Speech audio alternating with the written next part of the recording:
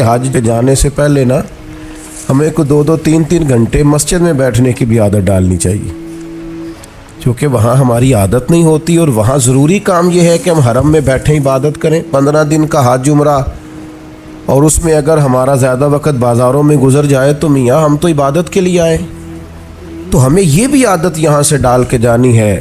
کم حاجی ملتے ہیں یار ایسے جو کسی کونے میں بیٹھ کے تلاوت کر رہے ہیں، ورنہ تو جب احرام کی پابندیاں ختم ہوتی ہیں تو مینا کے اگلے 2 دن تو پھر ہم ایک دوسرے کا تعارف ہی کرتے رہتے ہیں، حالانکہ اس کا ہمیں کچھ فائدہ نہیں ہونے والا۔ عبادت کے دن ہیں، ریاضت کے دن ہیں، زیادہ سے زیادہ وقت اللہ کے لیے گزارا جائے۔ قرآن مجید نے کہا وَأَتِمُّوا الْحَجَّ وَالْعُمْرَةَ لِلَّهِ، حج اور عمرہ پورا کرنا پر کرنا اللہ کے لیے، رضا الہی پیش نظر رکھنا۔ سب سے بڑا جرم شرک ہے، اللہ شرک معاف نہیں کرے گا، وَيَغْفِرُ مَا دُونَ ذَلِكَ لِمَن يَشَاءُ، اس کے علاوہ ہر چیز بخش دے گا۔ تو یہ جو دکھاوا اور ریاکاری ہے، اس کو بھی نبی پاک نے شرک اصغر کہا ہے۔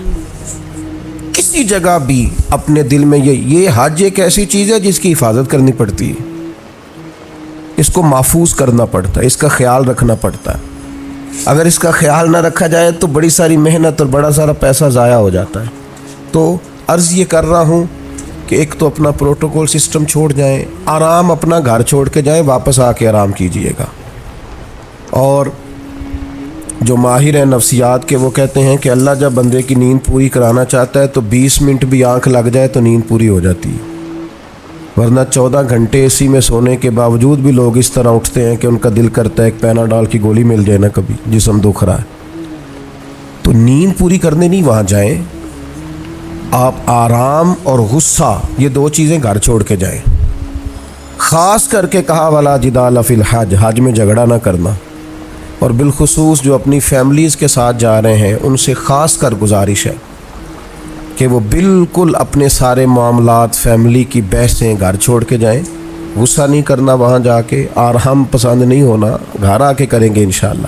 وہاں ویسے کوئی وہاں بے آرامی نہیں ہے، لیکن جو ہم عادی جس آرام کے ہوتے ہیں وہ بھی بہرحال وہاں میسر نہیں ہوتا۔ دوسری بات، ذوق شوق بڑی ضروری چیز ہے، سرمایہ ہے انسانی زندگی کا۔ حضرت شیخ ابو بکر شبلی رحمۃ اللہ علیہ سے کسی نے کہا تھا میرا اپنی بیوی سے بڑا سخت اختلاف ہے، اور سال بھی بڑے گزر گئے، بچے بھی جوان ہیں، اب کوئی ایسی صورت بھی نہیں کہ علیحدگی ہو سکے تو کچھ بتائیں۔ تو فرمانے لگے کہ تو اصل میں نا اپنی گھر والی کی صرف منفی باتیں یاد رکھتا ہے، تو اس طرح کر، آج سارا دن تلاش کر اس میں خوبیاں کیا ہیں، اللہ تیرے دین کو تازہ کر دے گا، تیرا اسے چھوڑنے کو جی نہیں چاہے گا۔ اپنے آپ کو تازہ رکھنے کے لیے ہمیشہ مثبت چیزیں پیش نظر رکھنی چاہیے۔ میں بھی اللہ کی توفیق سے حاضر ہوا ہوں، آپ بھی جا رہے ہیں، کئی آپ میں سے 2 دفعہ بھی جا رہے ہوں گے۔ وہاں جس کو اللہ نے بلایا ہے نا، خدا کی رحمت ہوئی ہے تو گیا ہے۔ اگر ہمیں کچھ پتہ ہے تو ہم وہاں لوگوں کی غلطیاں نکالنے نہیں گئے، اپنی معافی لینے گئے۔ اس لیے مثبت باتیں ذہن میں رکھ کے جائیں۔ اور تیسری گزارش آپ سے یہ ہے کہ نبی کریم علیہ السلام نے فرمایا جلد بازی شیطان کی طرف سے اور بردباری رحمان کی طرف سے۔ ہم حج کرنے گئے، ہمیں کوئی کام نہیں ہے، کس بات کی جلدی؟ آپ اطمینان سے اپنے سارے حج کے ارکان کو ادا کریں، اطمینان سے آپ عرفات میں دعائیں مانگیں، کچھ بھی نہیں ہوگا، آپ کو معذور لوگ پیدل چلتے نظر آئیں گے وہاں۔ اطمینان سے آپ اپنے ہاں اس طرح کا اطمینان نہ کریں کہ قافلے سے بچھڑ جائیں اور آپ کو ڈھونڈا جائے، لیکن یہ کہ جلد بازی نہیں، کچھ بھی نہیں ہونے لگا۔ طواف زیارت کا ٹائم 12 ذی الحج تک ہے، آپ 12 تک وہی ہیں، آپ سکون سے اطمینان سے لوگوں کو لے کے چلیں گے، آپ کو اس میں فائدہ نظر آئے گا۔ چوتھی گزارش یہ ہے کہ اسلام مذہب کیا ہے۔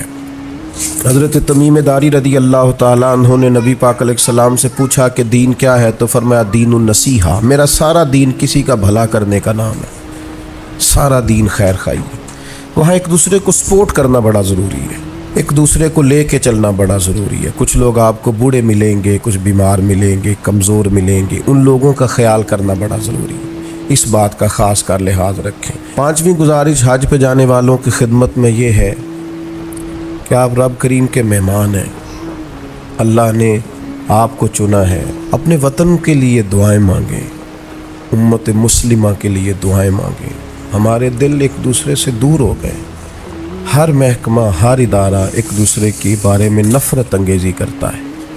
अल्लाह के हुजूर हाजिर हों तो वहाँ से खैर तलब करें कि मालिक हम सारे आपस में हैं, हमारे दिलों को जोड़ दे, कुछ ऐसा कर दे कि उम्मत में वहदत पैदा हो। आलम इस्लाम जो जगह जगह टूटा हुआ है, जिस तरह आज जोड़ दिया है, सबको जोड़ दे। अत-तरगीब व तरहीब में हदीस है, अरफात का दिन है, करोड़ों पतो शख्स है, अरबों रुपया उसके पास है, नौकर चाकर हैं, लेकिन वो ज़मीन पे बैठा है, बालों में रेत पड़ गई है। रसूलुल्लाह सल्लल्लाहु अलैहि वसल्लम ने फरमाया रब फरिश्तों से पूछता है, हालांकि अल्लाह जानता है, पूछता है ये लोग किधर आए हैं सारे, बड़े अमीर, बड़े बड़े पढ़े लिखे, बड़े बड़े, किधर आए हैं सारे? तो फरिश्ते अर्ज़ करते मालिक ये तुझे राज़ी करने आए हैं। अल्लाह फरमाता फिर गवाह हो जाओ, मैंने सब की बख्शिश कर दी, मैंने इनको माफ़ कर दिया, इनके लिए जन्नत का फ़ैसला किया। दोस्तों बड़ी बड़ी बात है, यानी शारहीन हदीस कहते हैं ये बड़ी बात नहीं, ये बहुत बड़ी बात नहीं कि रब की बारगाह में हमारा खाली ज़िक्र ही हो जाए, वहाँ तज़किरा ही सिर्फ हो जाए, यही बहुत बड़ा नहीं। तो बहुत ज़ौक़ से, बहुत शौक़ से जाएं, तो इत्मीनान के साथ आप सारे अरकान अदा करें। फिर जब रसूल रहमत अलैहिस्सलाम के हुजूर जाएं तो दुरूद व सलाम की कसरत करें। वहाँ जाएं तो कसरत दुरूद व सलाम आपके आल पर, आपके असहाब पर खूब दुरूद भेजें। वहाँ अपनी हाज़रियाँ खूबसूरत करें, उन्वान ज़िंदगी नए तौर पर शुरू करें, यानी ये एक नई ज़िंदगी है हज के बाद, बिल्कुल नई। रसूलुल्लाह सल्लल्लाहु अलैहि वसल्लम ने फरमाया जो हज करके आया इस तरह हो गया जिस तरह आज माँ के पेट से पैदा हुआ। तो इसको भी तो चाहिए ना नए सिरे से चीज़ें तरतीब दे, सिर्फ ये अपने पैड को ना बदल ले आके कि अब मतलब ये कि साथ हाजी भी लिख दो, ये बाकायदा अपने रवैये बदले, तर्ज ज़िंदगी बदले। मैं आपसे फिर यही अर्ज़ करूँगा कि कुशादा सीने के साथ, कुशादा दिल के साथ और बड़े हौसलों के साथ हमें सफ़र करने की कोशिश करनी है। आप जितनी ज़्यादा अपनी तबीयत में हुस्न रखेंगे, ठहराव रखेंगे, बुर्दबारी रखेंगे, उतना हज का सफ़र आसान होगा। हज़रत इब्राहीम इब्ने अदम से किसी ने कहा था आपने बड़े लंबे लंबे सफ़र किए हैं, इतनी छोटी ज़िंदगी में इतने सफ़र। फरमाने लगे दो सवारियाँ पास थीं, तकलीफ़ कभी हुई नहीं। कहा कौन कौन सी? फरमाने लगे एक सब्र की, एक शुक्र की। ये दो सवारियाँ साथ थीं, लिहाजा कभी आजमाइश नहीं देखी। आपको बहुत सारे लोगों ने कहा होगा कि हज में मुश्किलात आती हैं, सब की राय अपनी जगह पे दुरुस्त है।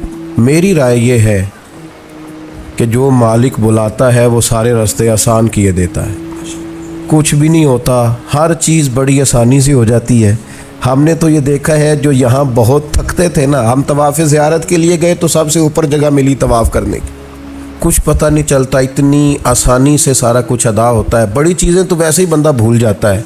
बहुत ज़ौक़ से जाइए, बहुत शौक़ से जाइए, और बड़ा आसान है भाई। अब तो इस्त्री नहीं टूटती हाजी साहब की, घर से भी दरवाज़े पे गाड़ी और वहाँ आपके पास टेबल और खाना। तो याद कीजिए ना उन लोगों को जो बहरी सफ़र करते थे या पैदल जाते थे और जाते थे और करते थे और सब होता था और ठीक ठाक लौटते थे और आते थे तो लम्हा लम्हा शुक्र करते थे। तब आप देखिए कितनी आसानी से सारे काम होते हैं, कितनी सहूलियात है। बस ज़ौक़ शौक़, तहम्मुल, बुर्दबारी, मोहब्बत, प्यार, इस्तिग़फ़ार। अभी से मोबाइल को वक़्त देना कम कर दें। मोबाइल की जगह तस्बीह ले लें हाथ में, तस्बीह हाथ में हो तो चलती भी रहती है, कुछ ना कुछ बंदा पढ़ता भी रहता है। अगर मोबाइल रखना भी है तो कुरान मजीद रखें उसके अंदर और तिलावत करें और अल्लाह तबारक व तआला की याद में वक्त गुजारें। थोड़े से तन्हाई पसंद हों, फिर देखिए हज में इबादत की कितनी लज्जत आती है। दिल की गहराई से दुआ करता हूँ अल्लाह ताला इस सारे काफ़िले के सफ़र को आसान करे। लम्हा लम्हा आप सब के लिए अल्लाह ताला रहमत वाला फ़ैसला फ़रमाए। अगर कहीं हमारे चेहरे याद आ गए तो यकीनन उम्मीद है कि आप हमारे लिए दुआ करेंगे। हुजूर को मक्का भी बड़ा ही प्यारा, इस शहर से भी रसूल कायनात को बड़ी ही मोहब्बत, लेकिन पता है मुसलमानों को मदीने से इतना प्यार क्यों है? ये मोहब्बत ज़ाती नहीं, ये भी खुदाई है। ये ना अल्लाह की दी हुई है, मालिक की अता है।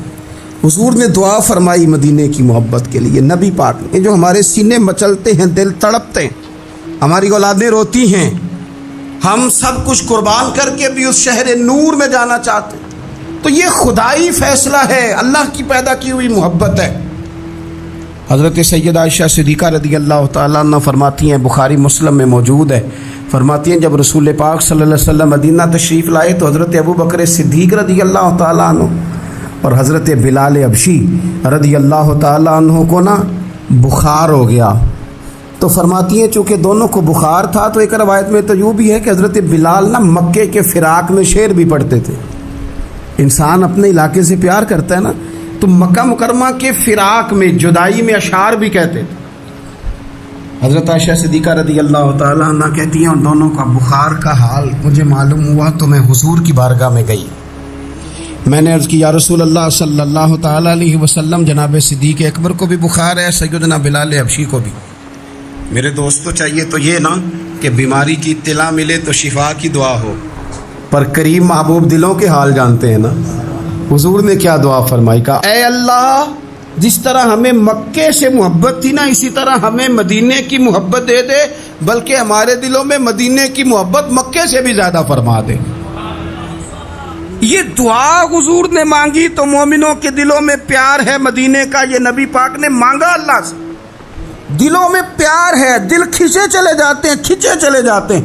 جنوں ویکھ کے ٹھر دیاں اکھیاں نے, جنوں ویکھ کے ٹھر دا سینہ ہے, ربا تیری ساری خدائی ہے پر ایک ہی تے شہر مدینہ ہے.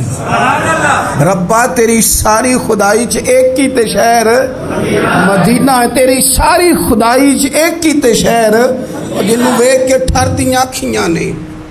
سب سے پہلے ہمیں یہ غور کرنا ہے کہ ہم کون ہیں. ہم وہ لوگ ہیں جنہیں اللہ نے لاکھوں کروڑوں لوگوں میں منتخب کیا ہے اپنے گھر میں جانے کے لیے. احساس تلے دبے ہوئے لوگ کہ یار میں ہی اس کے گھر جا رہا ہوں, اللہ نے مجھے ہی بلا لیا ہے. بہت بڑا احساس ہے اگر کسی کو نصیب ہو جائے.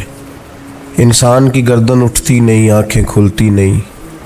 امام حسن رضی اللہ تعالیٰ عنہ صحابہ میں سے کثرت سے جاتے تھے, اور سیدنا عثمان غنی رضی اللہ تعالیٰ عنہ کثرت سے جاتے تھے.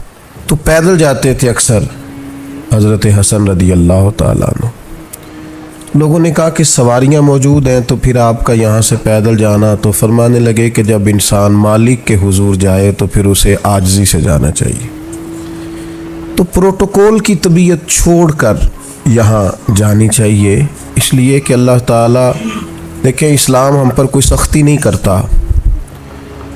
سیدہ عائشہ صدیقہ رضی اللہ تعالیٰ عنہ فرماتی ہیں کہ دو چیزوں میں اگر نبی پاک علیہ السلام کو کبھی اختیار دیا جاتا تھا تو امت کے لیے جو آسان چیز ہوتی تھی اسے اختیار فرماتے تھے, مشکلات نہیں کرتے تھے.